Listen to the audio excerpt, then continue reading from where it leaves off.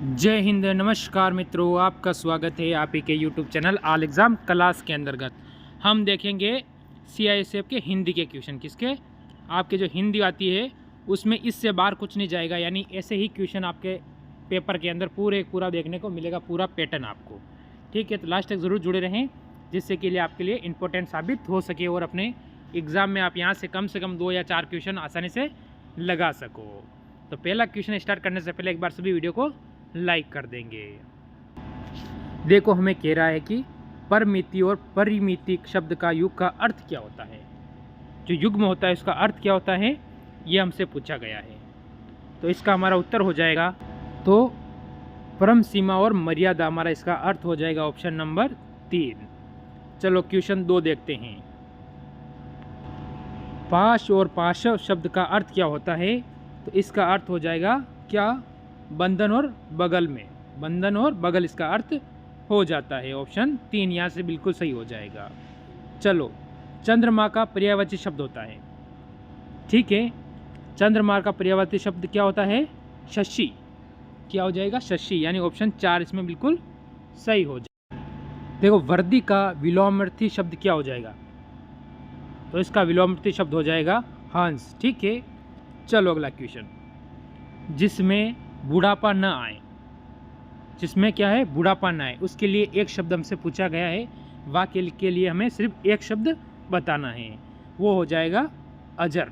जिससे कभी बुढ़ापा नहीं आए वो हो जाएगा अजर। ऑप्शन 1 हो जाएगा। देखो अगला क्वेश्चन। जिन शब्दों के अंत में आता है उसे क्या कहते हैं। जिन शब्दों के अंत में अ आता है उसे हम क्या कहते हैं, ये बताना है आपको। तो हमारा उत्तर हो जाएगा अकारोत। क्या कहते हैं, अकारोत कहते हैं। ऑप्शन 4 बिल्कुल इसका एकदम सही और सटीक उत्तर इसमें बन जाता है। चलो अगला क्वेश्चन। इसमें से स्पर्श व्यंजन वर्ग का कौन सा है। स्पर्श व्यंजन वर्ग कौन सा है, तो हमारा उत्तर इसमें क्या हो जाएगा, यानी ये सभी विकल्प सही है। सभी स्पर्श व्यंजन वर्ग है, यानी तीनों ही एकदम सही है, तीनों। ठीक है, ये आपको ध्यान रखना, तीनों ही सही हो जाते हैं। देखो अगला क्वेश्चन। श कौन से 2 व्यंजनों के मेल से बनता है। क्षत्रिय वाला श। ठीक है, किन 2 व्यंजनों के माध्यम से बनता है, ये बनता है क प्लस श से। ठीक है, दोनों से मिलकर बनता है श। ठीक है, ये आपको ध्यान रखना है। ऐसे 3-4 शब्द हैं, उनका विशेष करके आप ध्यान रख लीजिए। ठीक, अगला क्वेश्चन। निम्न में से कौन सा तत्सम शब्द है। इनमें से कौन सा एक तत्सम शब्द है, वो आपको बताना है इस क्वेश्चन के अंतर्गत। ठीक है, तो क्या हो जाएगा इसके अंदर तत्सम शब्द, तो हमारा उत्तर हो जाएगा निजर। ठीक है, क्योंकि इसमें र डबल आ रहा है। ठीक है, तो ऑप्शन नंबर यहाँ से 3 हो जाएगा। ये आपको याद रखना है, यह आपके लिए इम्पोर्टेंट साबित होता है यहाँ से। चलो अगला क्वेश्चन क्या कह रहा है, देख लीजिए। पेड़ से बंदर कूदा, इस वाक्य में कौन सा कारक है। कि पेड़ है उससे बंदर नीचे कूद गया, इस वाक्य में कौन सा कारक हो जाता है। ठीक है, तो आपको पता होना चाहिए इसमें कौन सा कारक होगा ये। ठीक है, तो हो जाएगा अपादान कारक हो जाएगा। ठीक है, अपादान जो कारक होता है वो इसके अंदर हो जाएगा ऑप्शन 1। ठीक है, अगला क्वेश्चन। बुद्धिहीन शब्द क्या है। जो बुद्धिहीन शब्द होता है वो संज्ञा है, सर्वनाम है, विशेषण है या क्रिया है। बुद्धिहीन शब्द होता है वो क्या है, हमसे पूछा है। जैसे कि वो क्रिया हो जाएगी, या सर्वनाम हो जाएगा, विशेषण हो जाएगा, या फिर क्या होगा, संज्ञा होगा। तो हमारा उत्तर होगा इसमें विशेषण। जो शब्द किसी चीज़ की विशेषता बताता है उसे हम क्या कहते हैं, विशेषण कहते हैं। बाकी एकदम व्यवस्थित बताता मैं आपको, पर अपने पास मात्र 3 दिन बचे हैं आज से, इसलिए मैं इतना आपको नहीं बता पा रहा हूँ। ठीक है, अगला क्वेश्चन देखो। निम्नलिखित में से कौन सी बोली अथवा भाषा हिंदी के अंतर्गत नहीं आती है। ऐसी कौन सी बोली या भाषा है जो हमारी हिंदी के अंतर्गत नहीं आती है। जैसे कन्नौजी, या फिर अवधी, बागरू, या फिर तेलुगु। तो हमारा उत्तर इनमें से क्या होगा। तो हमारा उत्तर इस क्वेश्चन के अंतर्गत हो जाता है तेलुगु। ठीक है, ये ऐसी भाषा है जो इन तीनों में से किसके अंतर्गत आती है? हिंदी के अंतर्गत नहीं आती है। ये तीनों ही भाषा किसके अंतर्गत आती है? हिंदी के अंतर्गत आती है। ठीक है, आपको ध्यान रखना है, अगर तीन एक नहीं आती है तो तीन आती है। ठीक है, ये आपका इसमें अर्थ बनता है। चलो अगला क्वेश्चन। भारतवर्ष में हिंदी को आप किस वर्ग में रखेंगे? हिंदी भारत में जो आपको पता है हर राज्य, बहुत सारे राज्यों की अलग अलग भाषा है। जैसे आप उधर नागालैंड की ले लो तो उसकी भाषा कौन सी हो जाती है? अंग्रेजी हो जाती है।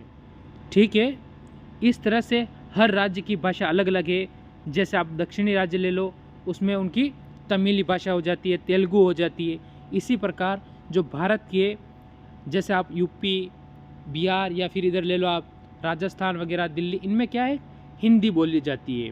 तो ये क्या है? राज्य भाषा का दर्जा मिलता है, राष्ट्रभाषा इसको नहीं कहते हैं।